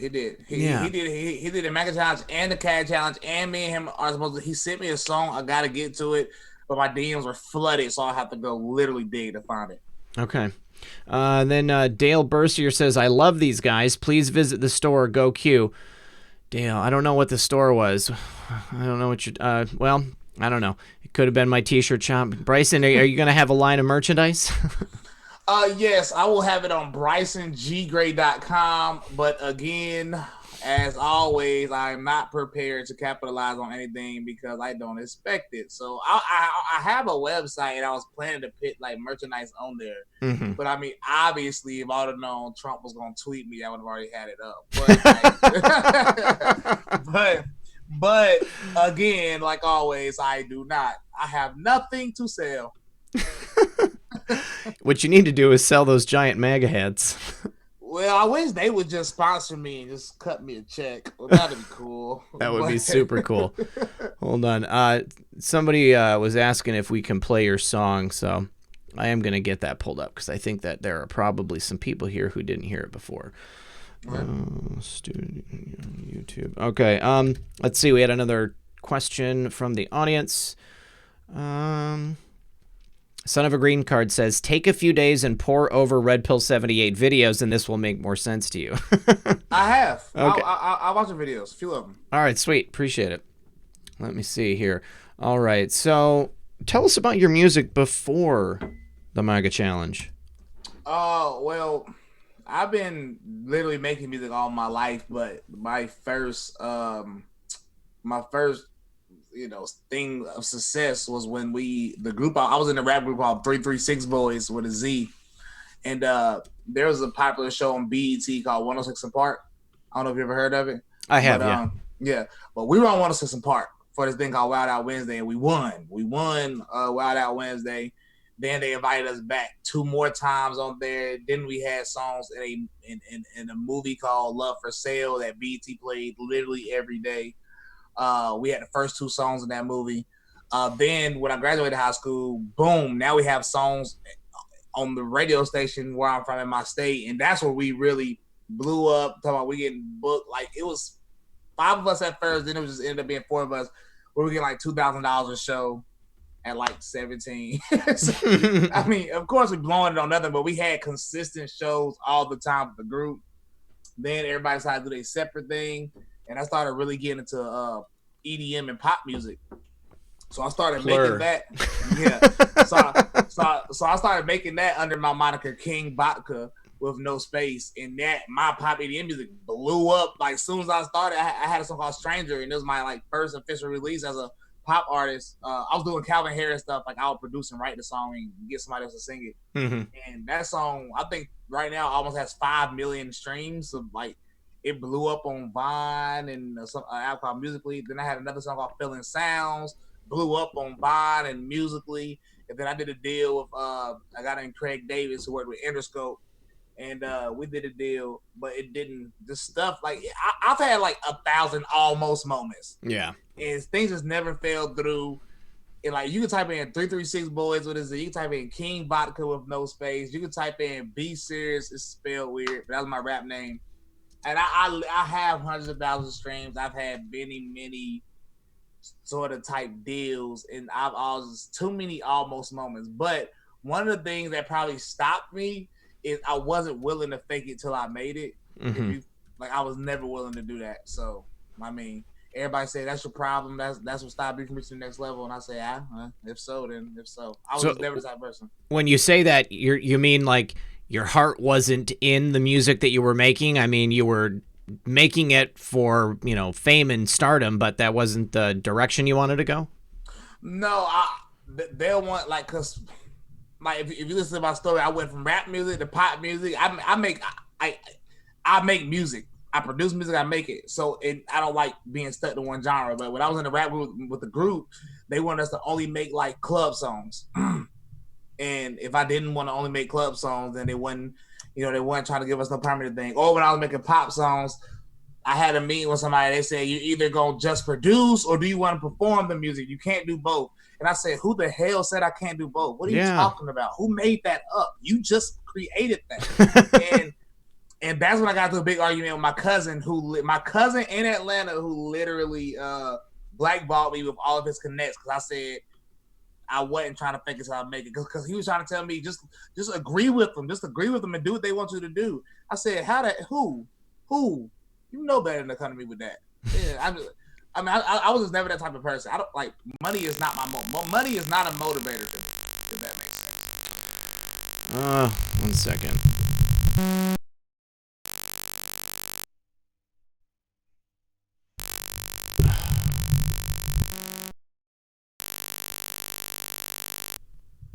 Guys, I'm sorry. I don't think I'm going to be able to play any music because every time I try to pull up a video, that's when it gives the buzzing sound and then everybody gets the feedback in their ears. So I do apologize. But so do you have any plans for the evolution of this phenomenon, the MAGA challenge? I saw you also had, the COG challenge. Yeah. Well, what I'm trying to do now is I have a few loose ends to pull together, but I am coming out with the album called MAGA Ain't Got No Color. Nice. I think people focus too much on color, and I think people confuse racism with classism. Yeah. And I think we need to sort of like not even bridge the gap because that's already happened. I just think we need to focus less on color and actually just come together because we're very obviously similar as human beings. Not similar, we're human beings, period. Yeah. So, I mean, you know, it's cultural and it is, class and societal. There's so many different things. Actually, Son of a Green Card wants to know if you can play the any of your songs on your end. If you can get it pulled up, and then just go down to the bottom of your screen with your mouse and go to share, and then you can select like the browser where you have the song playing, and then everybody will see that. Okay, so what do I have to do first? What's the first thing I have to do? Go to where the music is? Yeah, go to where the song that you want to play is. And guys, I tend to think that this is a software issue. This isn't a hardware issue. Because I've changed out my mic cable a couple of different times and it keeps happening, and it only happens when I end up pulling up some media on my computer while I'm trying to do all this. Oh snap! I hit 3,000 subscribers on YouTube. That's cool. Yeah, good stuff. But yes, thank you. Patrick Dawes says you either see it or you don't. Where we go one, we go all. Thank you very much, Patrick. And then, let's see. Yeah, Son of a Green Card, we already saw that one. I just want to make sure I didn't miss anybody, you guys. I have the song in my browser, and you said hit share. Yep, go ahead and hit share, and then it should pop up with all the different things that you can share. Here we go. It's on there? I did it right? It's on there. Go ahead and play it. Oh, I did it right. Okay. Can you hear it? No. Oh. There should be an option like to make sure you're sharing computer audio. I can definitely see it there, but yeah, it's not coming through. Let me see. Hold on. I'm gonna get this right. We're gonna get it right. Wow, I think we're gonna get it right. One participant can share in time. Let me see. Let me check out these advanced sharing options. Who can share? All participants. Who can start sharing when someone else is sharing? How many participants can share at the same time? There we go. You heard it? Yes, I heard it. I'm telling y'all, I might be on to something now. What'd you change? I just clicked one of the settings and hit share computer audio. Perfect. Go for it.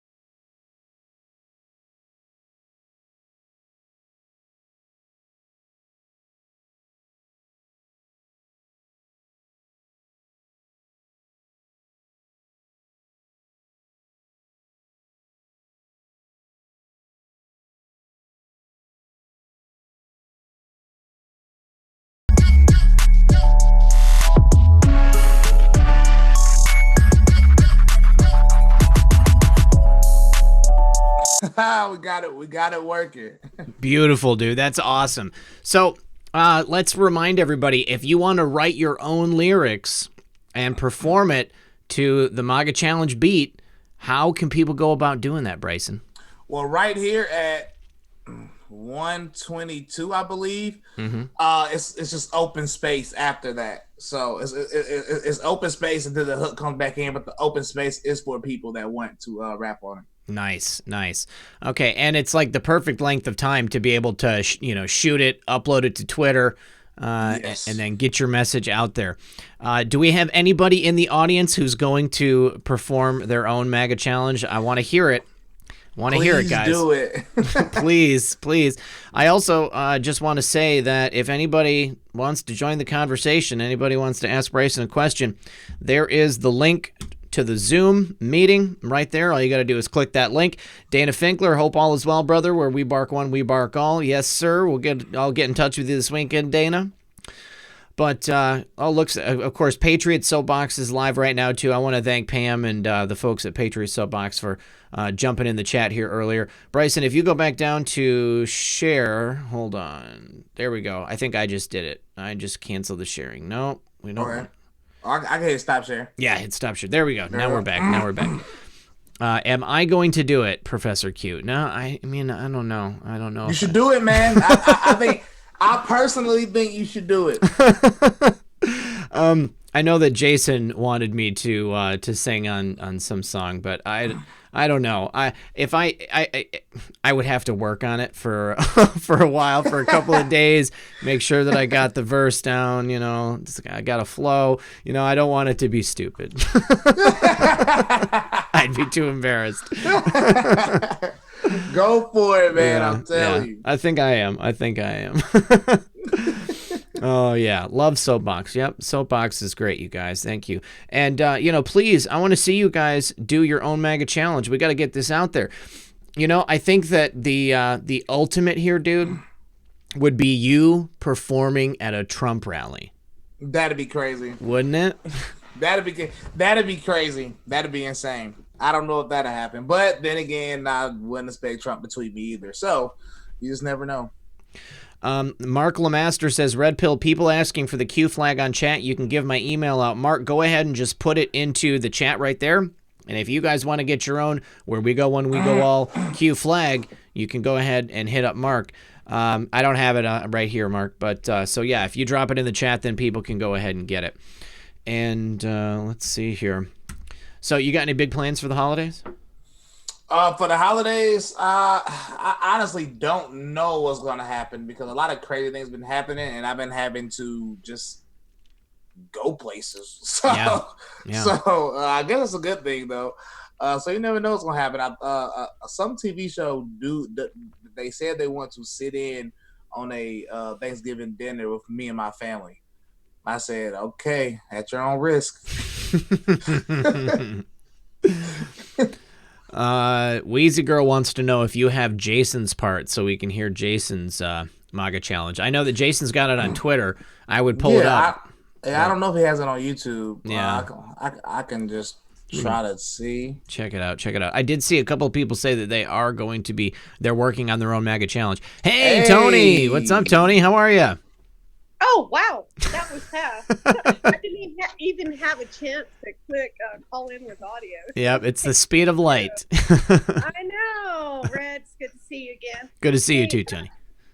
Bryson. Yes. Red, I was late. I'm going to have to rewind and replay. But I got on and right as Bryson, I think, had got on. And I'm impressed with you, Bryson. I really am just an exceptional young man. So thank you so much. Definitely. But Bryson, I'm really interested in Red Pill having you back when you have some time to really research into Q and the QAnon movement. And I would love to hear your aha moments.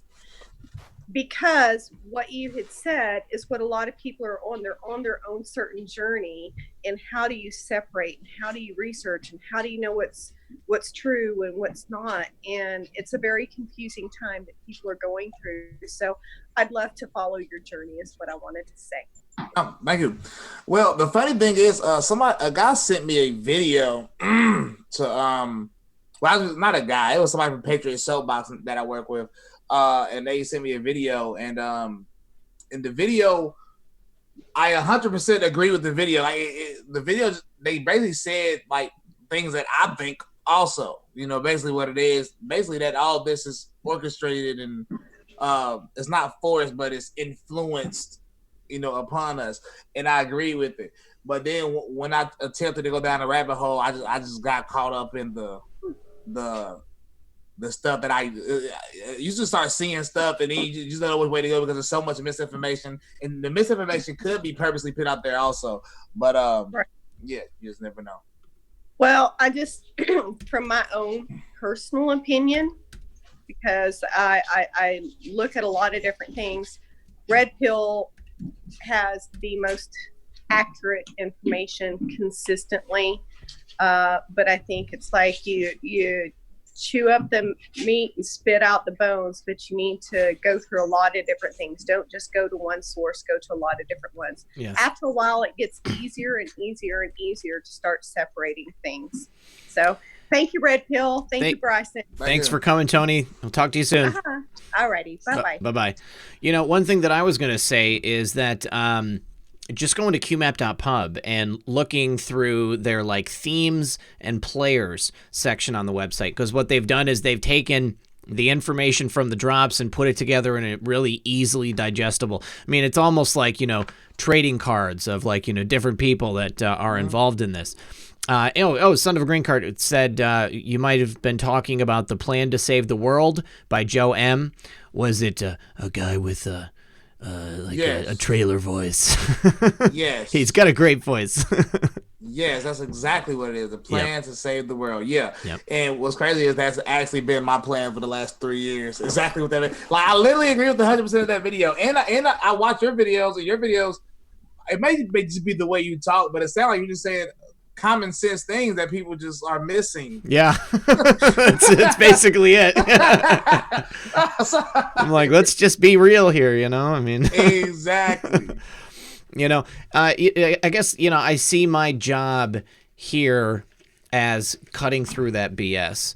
If you've got somebody like, yeah, I remember when I used to watch Rachel Maddow years ago, you know, like, and thinking that, you know, the people at Fox News were fake news. But, you know, at a certain point, what really turned it around for me in terms of how corrupt the news is, when I saw video from the first Gulf War of some CNN anchors. They were pretending to be on location in Kuwait, I believe, and they were against a green screen, just like me. They had, you know, some fake trees, and then they put like a fake, you know, backdrop behind them, and then they'd turn on an air raid siren, and then they put their helmet on, and they acted like they were going to get bombed by missiles from Saddam Hussein, and it was totally fake. You know, I mean, I saw that, and I was like, I can't believe it. You know, this is what's happening. You know, these people are just lying to us all the time. So once I realized, you know, I was like, it's not that this side or that side is telling us fake news. It's that everybody in the mainstream media is giving us fake news. And it just so happens that the left is the worst at it right now. Definitely. So I have a question for you. I know I came with a short again. You're good. Go ahead. So, so even when I was a liberal, I watched Alex Jones. That's what's funny. That's what a lot of people don't know. I was a liberal, but I watched Alex Jones. And what got me to watch Alex Jones is the Bohemian Grove stuff. Oh, yes. A lot of people started with that. Yeah. So then, you know, you go look at his older stuff, and he literally predicted exactly how 9/11 was going to play out. Well, I'll tell you a secret about that. There was a guy before him. Bill. Oh God, he wrote a book called Behold a Pale Horse. I can't believe I can't remember his name. You guys, who wrote Behold a Pale Horse and the FBI killed him in his driveway? What? Yes. This is what a lot of people don't know is that he was before Alex Jones, and then he was killed in his driveway. Bill Cooper. There it is. Thanks, guys. William Cooper. William Cooper. Behold a pale horse. He predicted all this stuff. Bill Cooper was then killed in his driveway, and then Alex Jones basically picked up the mantle at that time. And I really do believe that that he was inserted as kind of a cutout. He was meant to take Bill's place and give people information, but not enough information. It was just enough to keep people, coming back. You know what really turned me off from Alex Jones is when he went on Piers Morgan and he was like ranting and raving, like 1776, just freaking out. Like I was like, why are you acting like a crazy person on here? Like this is your opportunity to show everybody that we're not a bunch of crazy conspiracy theorists. Controlled opposition, right? The idea of controlled opposition. Because it's, it doesn't mean that Alex Jones didn't have great information over the years. He he really opened my eyes to what Obama was, and but I want you to look into Bill Cooper, because Bill Cooper predicted 9/11, and then I will do that. Yep, and then he died, and then Alex Jones, was there to basically he was the only game in town in terms of this type of content at that time. But yeah, lots of good stuff, lots of really interesting stuff there. And don't confuse me, Alex Jones. How can I explain? He doesn't represent people that look beyond the curtain correctly. Yeah, but because he sounds crazy, but if you could just look past that with like people, because like when he said turn the freaking frogs gay, that was really a scientific. That's real science research. Mm-hmm, and atrazine was yes, turning frogs gay. Yeah, that's real it's life, legit. You know what I'm saying? Yeah, totally. And I don't know if Alex Jones said this, but soy is literally in everything. Oh yeah, definitely, and it has the it has hormones in it basically. Estrogen. Estrogen. It's making men into women. It's making women into men. It's not a good thing. And it's in everything. Yes. Literally. Yeah. See, this is why I try to eat like as close as I can to whole natural foods. Nothing that's processed. It's like I want to know that I'm eating a banana, I'm eating an apple, I'm eating eggs, I'm eating bacon. You can live like that pretty easily. Simplify your life, But the scary thing to me is, like they spray soy on the vegetable crops too. They do? No, was it soy? Was it the other thing? It's something else, but it is. If I'm not mistaken, soy gets on vegetable crops also, like literally everything. Wow, I was not aware of that. It doesn't surprise me. They figured out how to use it to make just about anything.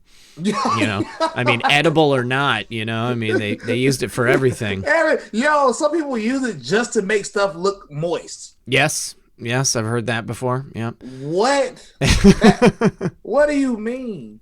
Like, what does that actually mean? And it's scary because it's a fact that has estrogen. It has estrogen in it. Yeah. And it's a fact that transgender, even though I don't believe there's no such thing as transgenderism, but transgender people, men that claim to be women, they want to act like a woman, they take estrogen pills. So they put estrogen in themselves to be more feminine. I think that there is a concerted effort to basically flip the genders, to like basically take away natural gender.